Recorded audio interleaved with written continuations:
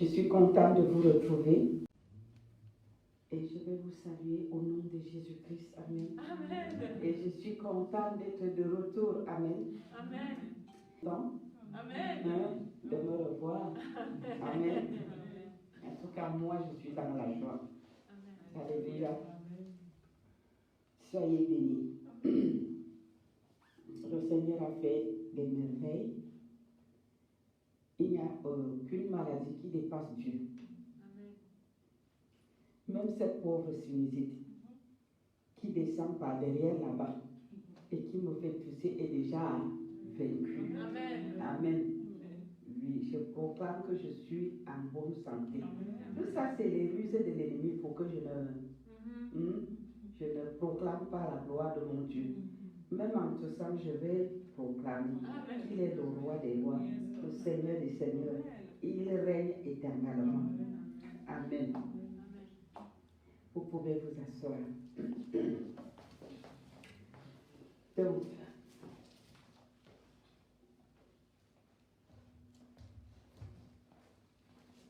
nous allons revenir sur notre thème que le Seigneur nous a donné au cours de ce petit programme. Peut-être que nous n'allons pas parcourir exactement ce que nous avons déjà fait depuis jeudi. Amen. Amen. Mais nous allons quand même prendre quelque chose de similaire selon ce qu'il m'a donné. Il m'a donné beaucoup de choses et il m'a donné aussi des paroles de bénédiction à la suite de tout cela. Parce que Dieu ne peut pas revêtir. Parce que vous vous souvenez, le thème, c'était quoi? Se dépouiller du vieil homme et revêtir l'homme nouveau. Bravo. Vous êtes des meilleurs disciples. Acclamez pour le roi des rois et acclamez pour vous-même. Alléluia. Ça, c'est bien. Et nous ne pouvons pas nous dépouiller du vieil homme pour revêtir Christ et rester pareil. Le vieil homme n'apporte pas de bénédiction. Amen. C'est l'homme nouveau, le nouvel homme qui est Christ, qui nous apporte les bénédictions. Amen. Donc nous allons prendre le livre de Job. Nous n'allons pas revenir sur Éphésiens. On a assez travaillé depuis jeudi jusqu'à hier. Maintenant, nous allons prendre ce que le Père m'a donné ce matin. Job, chapitre 22, verset 23.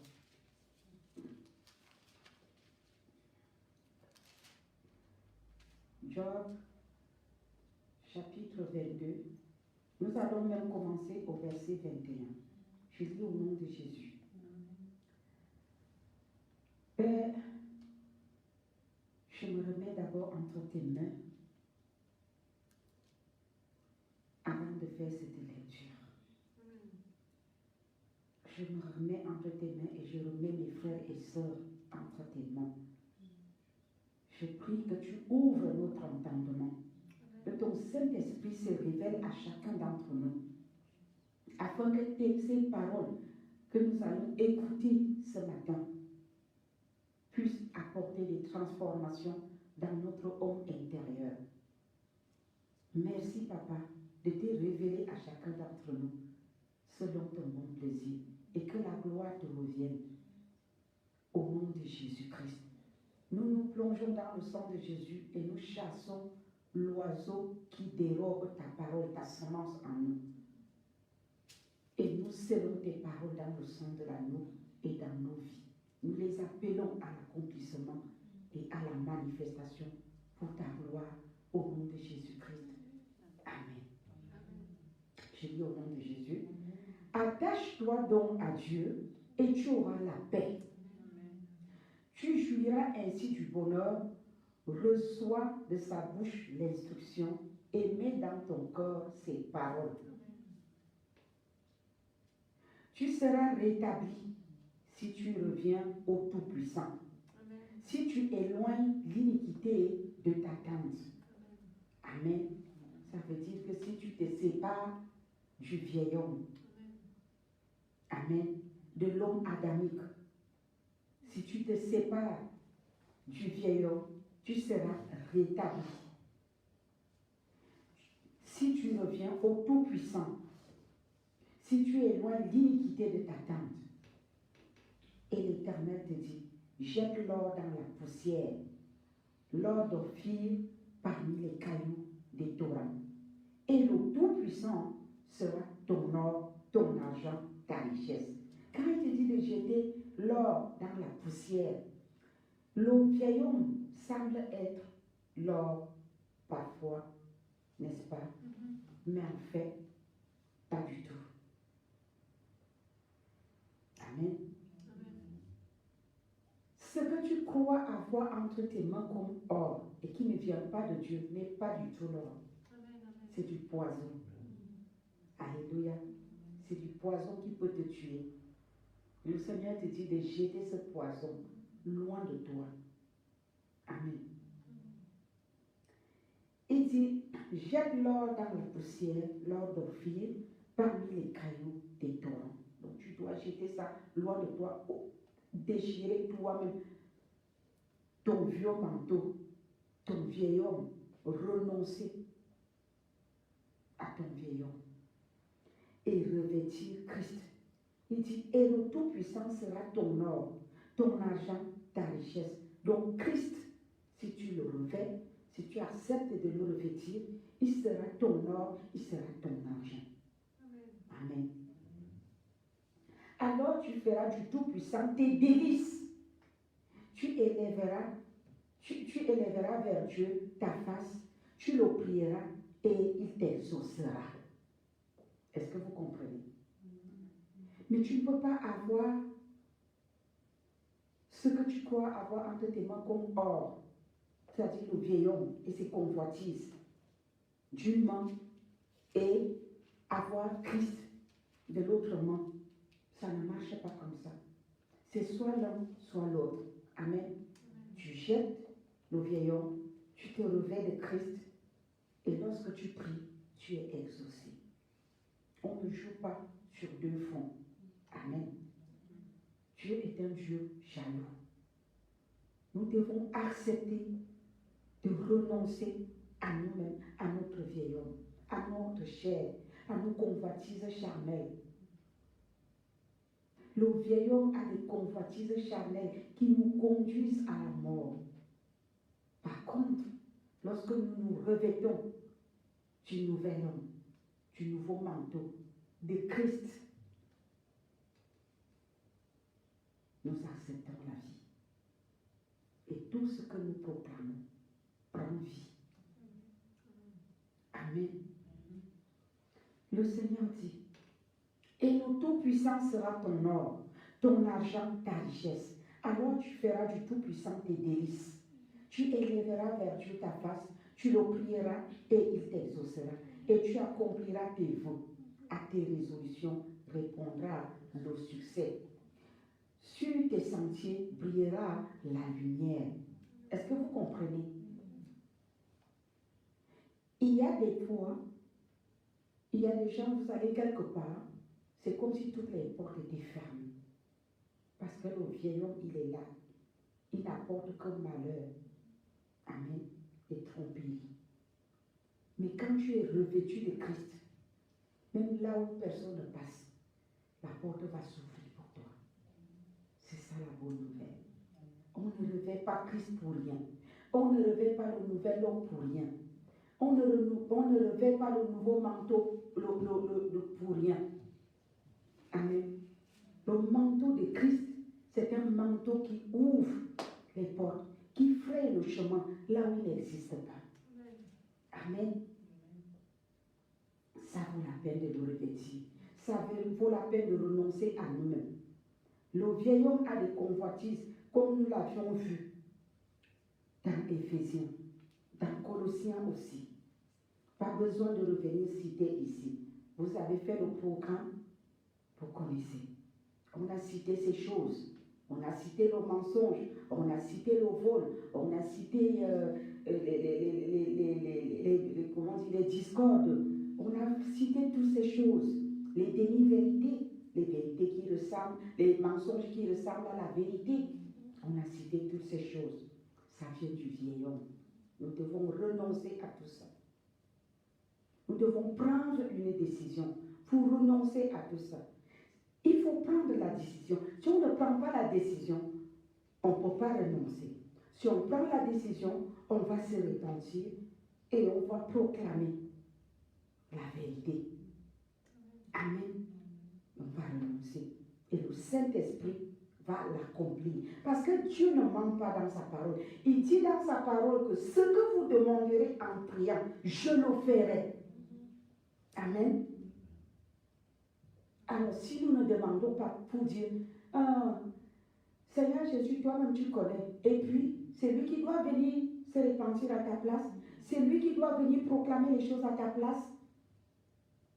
Ne soyons pas des disciples paresseux. Amen. Chacun doit jouer son rôle. Chacun doit accomplir sa tâche. La Bible dit que le paresseux, il se couche, il tourne sur son lit. Il dit qu'il ne peut pas sortir dehors, il y a un lion.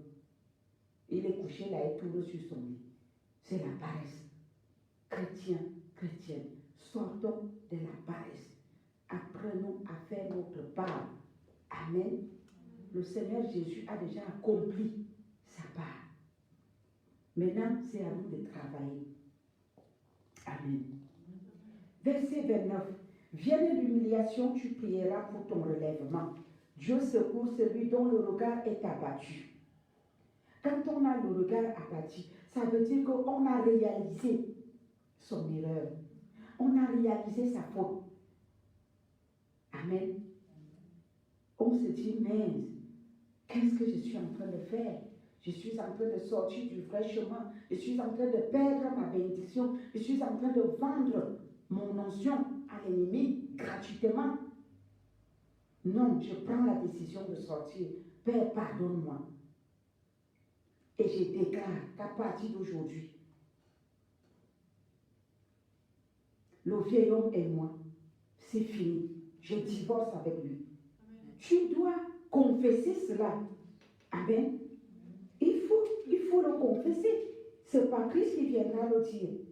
Amen. C'est toi qui dois dire. La vie et la mort sont au pouvoir.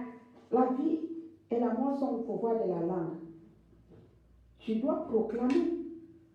Tu dois dire les choses. Amen. Oui. C'est Dieu qui lit. Le pasteur nous a dit cette semaine pendant ce programme qu'il a posé la question. Est-ce que vous savez ce que je pense dans mon cœur? Non.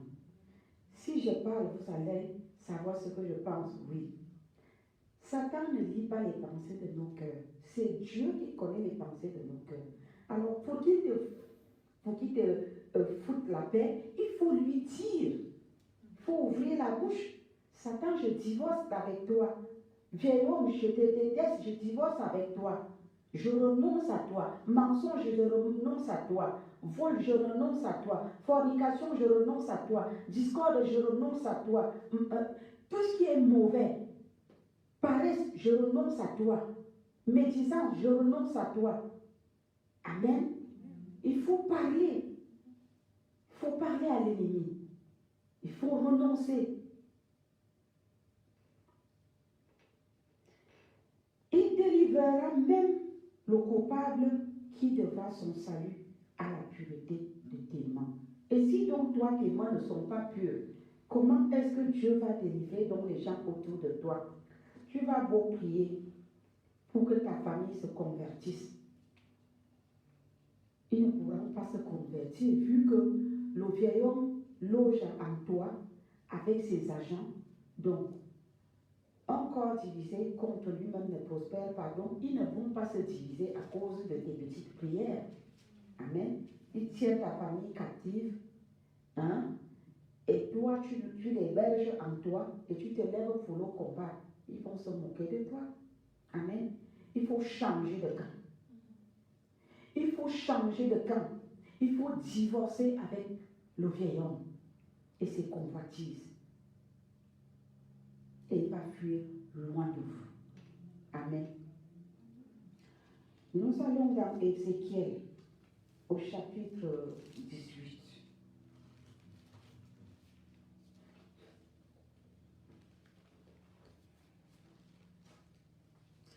Versets 30 à 32. Je lis au nom de Jésus. Slogan lié. 18, 30 à 32. C'est pourquoi je vous jugerai chacun selon ses voies. Maison d'Israël, dit le Seigneur l'Éternel. Revenez et détournez-vous de toutes vos transgressions, afin que l'iniquité ne cause pas votre ruine. Rejetez loin de vous toutes les transgressions par lesquelles vous avez péché. Faites-vous un cœur nouveau et un esprit nouveau. Pourquoi mouriez-vous, maison d'Israël? Car je ne désire pas la mort de celui qui meurt, dit le Seigneur l'Éternel. Convertissez-vous donc et vivez. Amen. Ce que Dieu veut, c'est notre conversion et c'est notre vie, qu'on revête Christ, le nouvel homme, en nous. Dieu ne veut pas de notre monde. Amen. Nous, les chrétiens, nous devons nous convertir. Dieu demande une vraie conversion pour son Église. Vous comprenez? Dieu demande une réelle conversion pour son Église. L'Église de Jésus-Christ que nous sommes a besoin de se convertir, de clouer le vieil homme à la croix et de revêtir Christ. Amen. Il se passe des mauvaises choses en ce moment. Il y a un mauvais vent. Il y a de cela, je ne sais pas, 2 ans, je vous avais annoncé ici, je vous avais dit, le Seigneur m'a dit que Satan a relâché ses démons en enfer pour détruire les couples chrétiens. Vous vous souvenez? La chose, c'est maintenant que c'est au grand jour et que tout le monde voit. Il a commencé par là où Dieu m'avait montré. Les couples de pasteurs. C'est une catastrophe. Si un couple de pasteurs se tient encore debout, c'est par grâce. Mon mari et moi, on n'arrête pas de rendre grâce à Dieu tous les jours. De lui dire merci, de nous garder au creux de ta main. Je vous dis la vérité, ce qui se passe, c'est très grave. Le peuple de Dieu a besoin de se convertir. Et ça ne se passe plus comme à l'ancien temps, où ces choses se passaient en cachette. Les pasteurs qui couchent avec les brebis et qui enceintent les femmes dans l'église, alors que leurs épouses sont là et leurs enfants sont là. Et rien ne se passe et la vie continue. Maintenant, ce n'est plus ça. Le Seigneur a commencé à les frapper. Le Seigneur a commencé à les frapper. Il y en a qui quittent carrément l'assemblée. Il va fonder une autre assemblée parce que l'église est divisée en 2. D'autres approuvent, d'autres acceptent, d'autres disent mais non, on est où là? Il vous abandonne, il va créer une autre église. Il dit Dieu m'a dit que c'est telle sœur qui est ma fiancée. Un homme marié, un homme de Dieu. D'autres changent de ville, d'autres changent de pays. Il part la brebis, il part avec. Mais le peuple de Dieu a besoin de se convertir. Dieu ne veut pas la mort de ses serviteurs, de ses enfants, de ses disciples, mais il veut qu'on change de conduite. Amen, amen. Ces choses, on ne peut plus les cacher parce que j'en ai marre. Je reçois les téléphones à gauche, à droite. Maman prie pour moi, il y a le feu ici. Maman prie pour moi, il y a le feu ici. Maman prie. On ne peut pas continuer à cacher ça. On doit le dire haut et fort pour que ceux qui font ces choses se ressaisissent. Que ce vieux manteau soit cloué à la croix, au feu, qu'il soit brûlé au feu et qu'il revête Christ.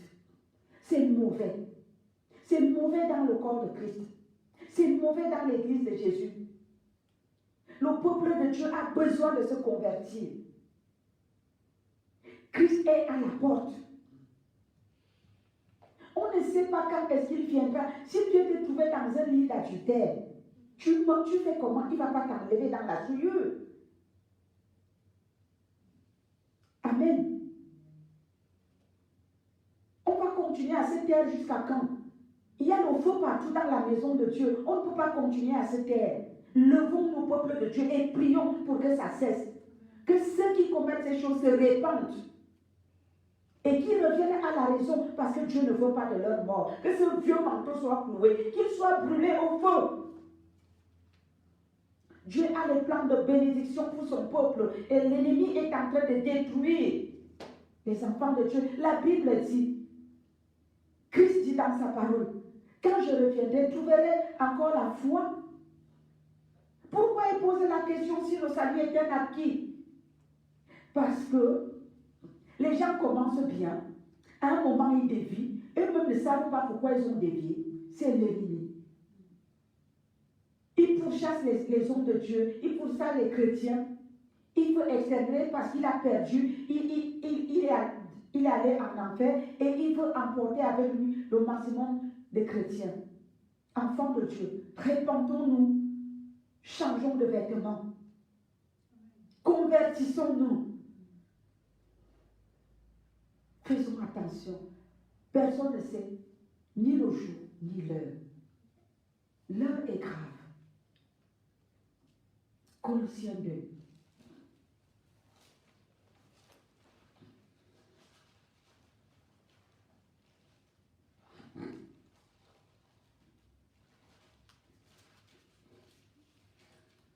Colossiens chapitre 2, verset 11. Je lis au nom de Jésus.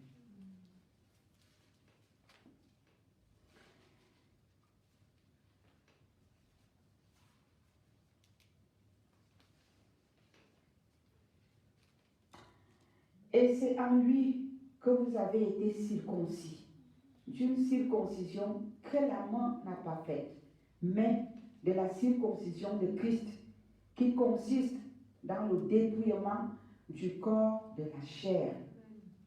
Amen.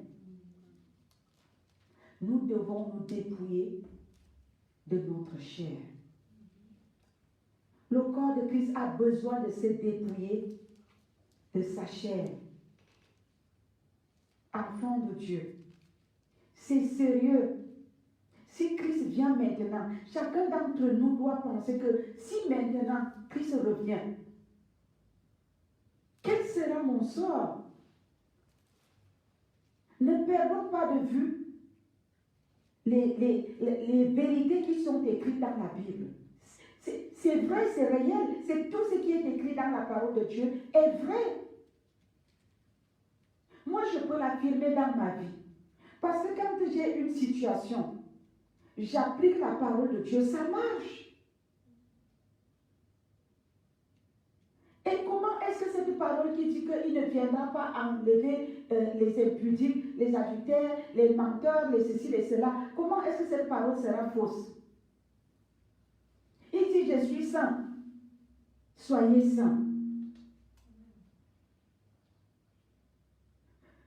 Dieu ne nous a jamais demandé d'être parfaits, mais il dit que nous devons courir vers la perfection. Il dit, je suis saint, soyez saints. On sera parfait quand nous ne serons plus dans ce corps de chair. Ça, on le sait.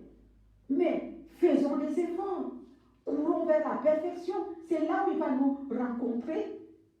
Si tu restes assis, quand il viendra, le temps de te lever, la porte sera fermée. Amen. Faisons des efforts. Peuple de Dieu, il est encore temps de se repentir. Il est encore temps de revenir de nos mauvaises voies et de chercher le vrai chemin. Le chemin qui sauve. De revêtir Christ, l'homme nouveau. Amen.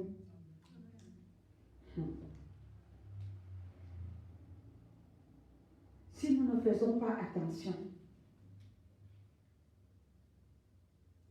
si nous ne faisons pas attention, il risque d'avoir cela dont la parole de Dieu dit. arrière de moi, ouvrier d'iniquité, alors qu'on avait bien commencé. Je dis au nom de Jésus que ça ne nous arrive pas. Et cela ne nous arrivera pas. Parce que nous courons vers la perfection et le Saint-Esprit, il nous aidera. Amen.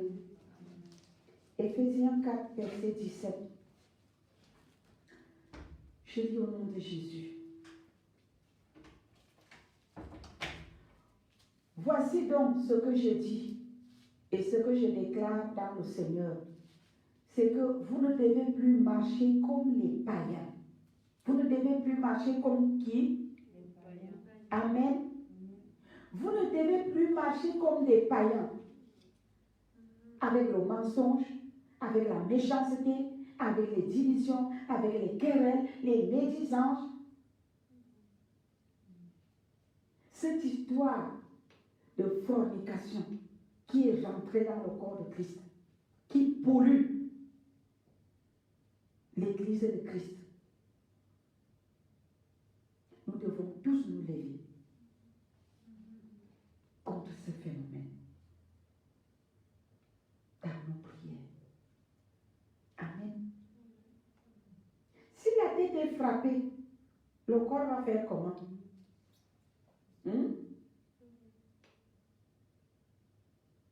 Peuple de Dieu, chrétiens, chrétiennes, vous avez la charge de prier pour vos bergers. Si beaucoup d'entre eux tombent comme ils sont en train de tomber, c'est parce qu'il manque de prière, d'intercession, pour soutenir les leaders. Ils ont besoin, c'est des personnes qui sont au front. Beaucoup ne tombent pas parce qu'ils veulent. Beaucoup tombent parce qu'ils sont attaqués, ils sont seuls. Le peuple de Dieu est là seulement pour recevoir. À un moment, mais regardez Moïse. Quand Hugues et Aaron priaient, les mains de Moïse étaient en haut et Israël était victorieux. Et quand ils s'affaiblissait, les mains de Moïse baissaient aussi. Vos leaders sont vos Moïse. Qu'est-ce que vous faites? Vous priez pour eux, Église de Jésus. Est-ce que vous priez pour les serviteurs et servants de Dieu? Est-ce que vous priez pour vos leaders? Est-ce que vous priez pour ceux qui vous dirigent? Aujourd'hui, beaucoup ont chuté. Beaucoup sont atteints. L'ennemi les a détruits. Et vous êtes les premiers à se moquer d'eux et à les calomnier. À qui la faute? La faute vous revient aussi. Si chacun jouait son rôle, il n'y aurait pas tout ça. Peuple de Dieu, levons-nous dans la prière et intercédons pour ceux qui sont au front. Amen. Dimanche passé, ceux qui étaient là, vous avez écouté notre témoignage. Vous avez écouté comment j'ai été agressée à peine arrivée à l'hôtel. Mais c'est comme ça que les hommes... Mais si mon mari et moi, Dieu ne nous avait pas donné, comment je vais dire, la force de tenir debout. Si nous étions les clopins, est-ce que moi je serais encore vivante aujourd'hui? Parce que ce que nous avons traversé, je ne suis pas sûre que moi j'allais vivre. Parce que c'était fort. C'était fort. Mais la grâce de Dieu était sur nous. Et cette grâce ne vient pas avant. Parce que si tu es comme ci, comme ça avec Dieu, la grâce là ne vient pas. Ce n'est pas pour nous glorifier. C'est pour dire que nous devons tenir fort, ferme et veiller jour et nuit. Si tu ne veilles pas toi-même et que tu attends seulement que les brebis prient, c'est facile de tomber.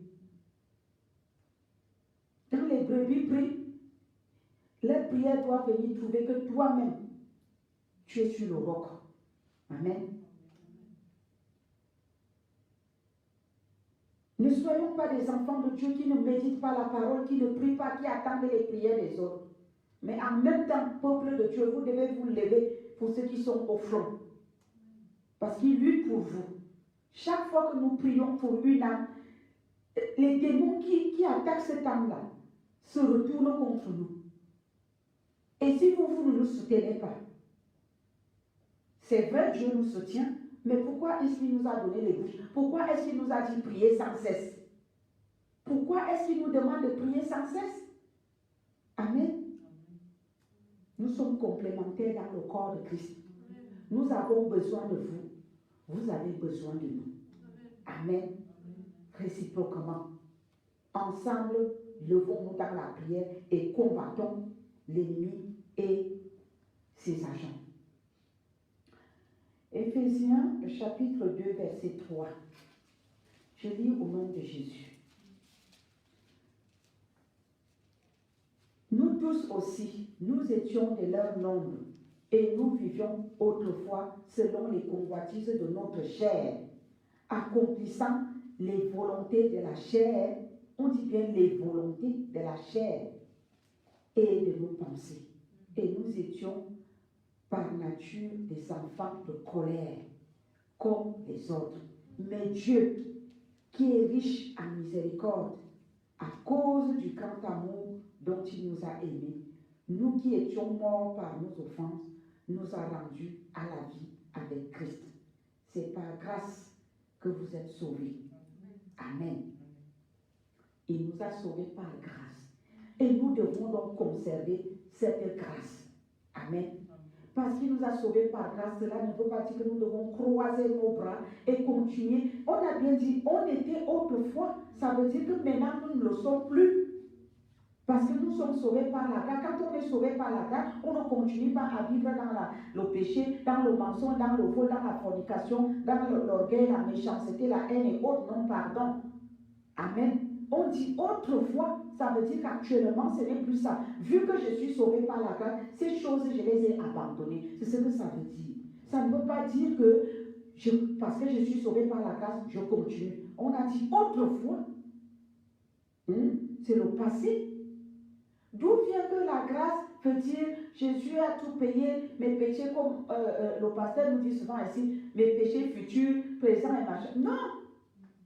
La grâce, ça veut dire, j'étais comme ça, je ne suis plus comme ça, et grâce à Dieu, j'ai stabilisé, je ne peux plus le faire, j'avance, je ne recule plus. Et la grâce que j'ai, c'est que si je tombe, je peux courir au pied de la croix. C'est cette grâce que nous avons, que les gens à l'Ancien Testament n'avaient pas. Ils péchaient et ils mouraient. Mais maintenant, on pêche, si on reconnaît, on demande pardon, on est gracié, on ne doit pas pratiquer. On peut tomber dans le péché, mais on ne doit pas le pratiquer. Amen. Il y a une différence entre tomber dans le péché, se repentir et vivre dedans. La pratique, c'est ce que Dieu déteste. Amen. Nous devons bien comprendre ces choses. Parce que si nous ne les comprenons pas, nous allons faire comme les autres, qui vivent n'importe comment et croient que si Jésus revient maintenant, ils seront enlevés. Nous devons sortir de toutes ces illusions-là. La Bible, elle est claire. Là, il nous dit autrefois, il n'a pas dit que comme je suis sauvé par la grâce, je continue à vivre comme je vivais avant. Il faut bien qu'on dise la parole de Dieu et que le Saint-Esprit se révèle à nous. 1 Pierre 2, verset 1 à 2. 1 Pierre chapitre 2, verset 1 à 2. Je lis au nom de Jésus. Rejetant donc toute malice et toute ruse. Amen. C'est une malice et c'est une ruse de dire, oui, Jésus a tout payé, je ne suis plus condamné. Je n'ai plus condamné. Il a quand même posé la question que quand je reviendrai, trouverai-je encore la foi sur la terre? Pourquoi il pose cette question? Rejetant donc toute malice et toute ruse, la dissimulation, l'envie et toute médisance. L'envie, la convoitise, la médisance, la dissimulation. Désirez comme des enfants nouveau-nés le lait spirituel et pur, afin que par lui vous croissiez pour le salut. Si vous avez goûté que le Seigneur est bon, vous avez goûté que le Seigneur est bon, il vous a accordé son salut, il vous a accordé sa grâce. Approchez-vous de lui, pierre vivante, rejetée par les hommes, mais choisie et précieuse devant Dieu. Amen. N'est-ce pas une bonne promesse, une bonne parole? On a goûté que Dieu est bon. Pourquoi est-ce qu'on retourne sur nos vomissements? Pourquoi? Approchons-nous plutôt de lui, revêtons-nous de son manteau, du nouvel homme, Christ. Amen. Et ces promesses seront valables pour nous. Nous citons les promesses de Dieu à tort et à travers.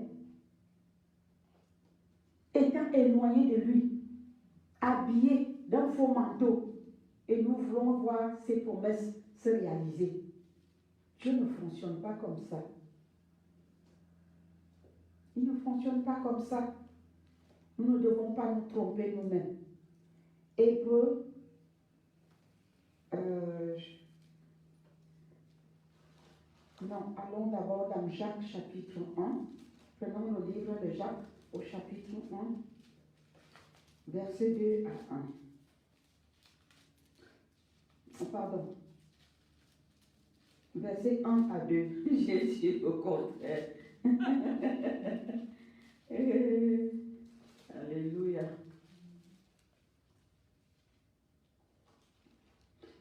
Je lis au nom de Jésus. Jacques, serviteur de Dieu et du Seigneur Jésus-Christ, aux 12 tribus qui sont dans la dispersion, salut. Mes frères, regardez comme un sujet de joie complète les diverses épreuves auxquelles vous pouvez être exposés. Amen. On se moque peut-être de toi dans ta famille. On t'appelle déjà pasteur. Je connais des gens qui traversent des moments difficiles et parce qu'ils ont prêché l'évangile dans leur famille, pour se moquer d'eux, pour se venger d'eux, on les appelle pasteur. Pasteur, tu souffres aussi comme nous. Pasteur, toi aussi tu as des problèmes comme nous. Pasteur, une façon de se moquer d'eux. Vous comprenez? Mais, quand vous êtes revêtus du nouveau manteau, le Seigneur change la terre aride en étang d'eau.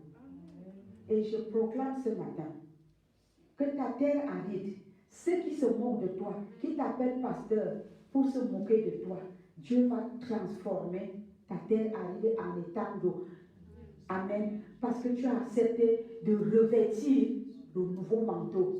Tu as accepté de revêtir l'homme nouveau. Christ en toi va changer ta terre aride en étang d'eau. Au nom de Jésus-Christ. Amen. Verset 21. Mettez en pratique la parole et ne vous bornez pas à l'écouter. Verset 22, pardon. Je peux lire même à partir du verset 21 comme Dieu le veut. C'est pourquoi, rejetant toute souillure et tout excès de malice, recevez avec douceur la parole qui a été plantée en vous et qui peut vous sauver, qui peut sauver vos âmes. Revêtez Christ, c'est lui qui peut sauver vos âmes. Mettez en pratique la parole et ne vous bornez pas à l'écouter en vous trompant vous-même par de faux raisonnements. Amen.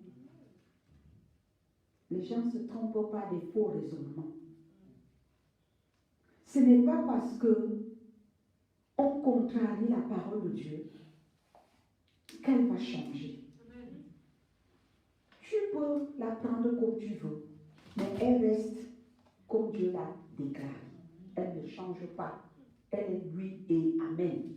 Amen. Donc, ce n'est pas la peine de la contrarier, parce qu'elle ne va pas changer parce que tu la refuses. Elle reste valable. Hébreux chapitre 12, verset 1. Je lis au nom de Jésus. Nous donc aussi, puisque nous sommes environnés d'une si grande nuée de témoins, rejetons tout fardeau et le péché qui nous enveloppe si facilement et courons avec persévérance. Courons comment? Plus fort. Avec persévérance. Dans la carrière qui nous est ouverte.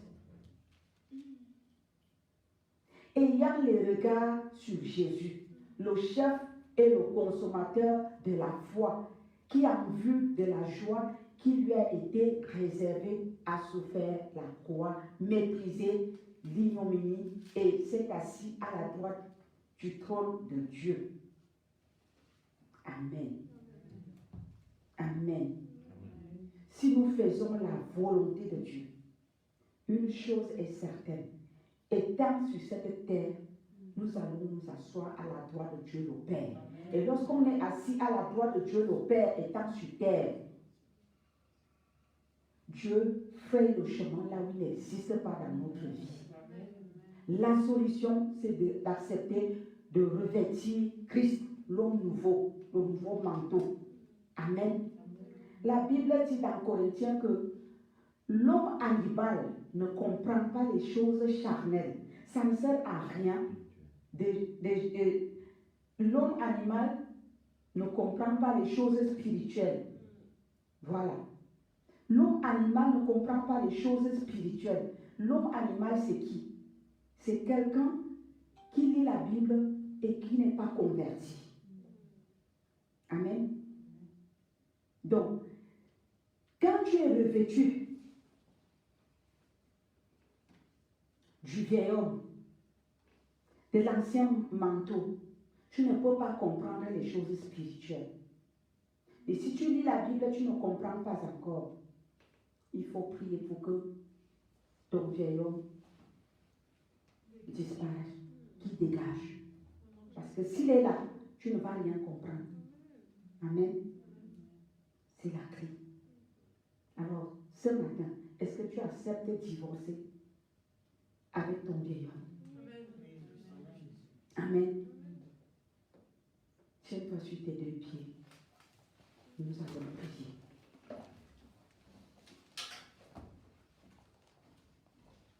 Nous allons prier. Après, nous allons passer à la Sainte Seine. Nous allons faire la prière de renoncement à ce vieil homme.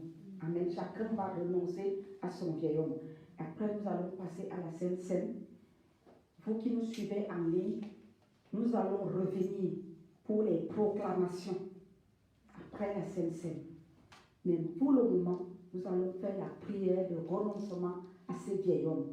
Amen. La Bible dit que ce que nous demanderons en priant, je vais lire, c'est dans Jean, au chapitre 14, là, il dit, en vérité, à partir du verset 12, en vérité, je vous le dis, celui qui croit en moi fera aussi les œuvres que je fais, et il en fera de plus grandes parce que je m'en vais au Père.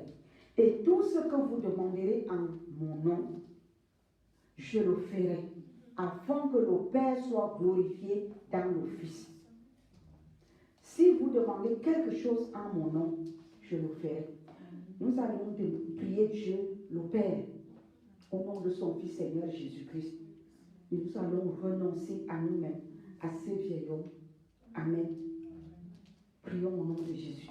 Éternel, notre Dieu, notre roi, papa, nous venons reconnaître, Père éternel, que nous avons fait faux chemin avec toi, en acceptant les convoitises de ces vieils hommes, les convoitises de la chair, qui nous ont amenés dans la mort spirituelle, dans la tiédeur, qui nous ont amenés, Père éternel, mon Dieu, dans la conformation, dans la souillure, Seigneur. Oh papa, nous renonçons à cette mort spirituelle, nous renonçons aux vieils hommes, nous renonçons à la convoitise charnelle, nous renonçons à notre moi, à notre orgueil, aux mensonges, aux volets, à tous ces à la convoitise charnelle avec tous ses conséquences. Nous renonçons à cela au nom puissant de Jésus. Nous demandons maintenant, Père éternel, notre Dieu, que tu nous revêtes du nouveau manteau, du nouvel homme, Revêt-nous de toi, Seigneur. Revêt-nous de toi. Nous voulons nous revêtir de toi. Nous voulons nous revêtir, Père éternel, mon Dieu, de ton caractère. Nous voulons nous revêtir de tes désirs. Nous voulons nous revêtir de tes pensées. Nous voulons que tu viennes renouveler nos pensées. Viens renouveler nos pensées, nous te prions. Au nom puissant de Jésus-Christ de Nazareth, revêt-nous de nos pensées. Revêt-nous de nos pensées. Revêt-nous de tes pensées. Revêt-nous de tes pensées. Tes pensées à toi. Non pas nos pensées, mais tes pensées à toi. Revêt-nous de tes pensées à toi. Revêt-nous de tes désirs à toi. Nous te prions au nom de Jésus. Nous renonçons à ces vieil hommes. Nous renonçons à ces vieil hommes. Nous renonçons à ces vieil hommes. Nous déchirons ce vieux manteau, ce manteau adamique, nous le déchirons au nom de Jésus. Nous déchirons le manteau adamique. Nous nous séparons de ce manteau adamique. Au nom de Jésus, nous le rejetons. Nous le rejetons. Loin de nous, Seigneur, la convoitise charnelle. Loin de nous, Père éternel, la compromission. Loin de nous, le vol. Loin de nous, les critiques. Loin de nous, la méchanceté. Loin de nous, Père éternel, mon Dieu, les œuvres de la chair. Loin de nous, Père éternel, mon Dieu, ce qui ne te glorifie pas. Nous te bénissons et nous t'exaltons. Nous te disons merci. Merci de nous revêtir, Père, de tes pensées, de nous revêtir de l'homme nouveau, de nous revêtir du nouveau manteau, de nous revêtir de l'homme nouveau. Au nom puissant de Jésus-Christ de Nazareth, renouvelle notre intelligence, renouvelle nos pensées, renouvelle notre intelligence, renouvelle nos pensées. Donne-nous de penser comme toi, donne-nous de marcher comme toi, donne-nous de parler comme toi, donne-nous de voir à ta manière, d'entendre comme tu entends. Nous te prions au nom de Jésus. Change notre manière d'être, change notre manière de faire des choses. Père, ouvre nos yeux spirituels, sors-nous de l'aveuglement. Nous te prions au nom puissant de Jésus. Merci éternel notre Dieu. Tu as dit si nous demandons les choses selon ta volonté, tu le fais. Papa, nous avons demandé selon ta volonté. Nous croyons que nous avons reçu et nous verrons, Père éternel, les transformations s'accomplir au nom puissant de Jésus dans nos vies. Papa, merci. Que ton nom soit béni au nom puissant de Jésus-Christ. Amen. Amen. Nous allons passer à la Sainte Seine et nous allons revenir encore en ligne pour faire des proclamations parce que nous allons nous revêtir maintenant, comme la Bible le dit, que celui qui le mange vivra. Amen. Et parce que Christ va nous revêtir maintenant, nous allons proclamer ses promesses après. Amen. Que le Seigneur vous bénisse.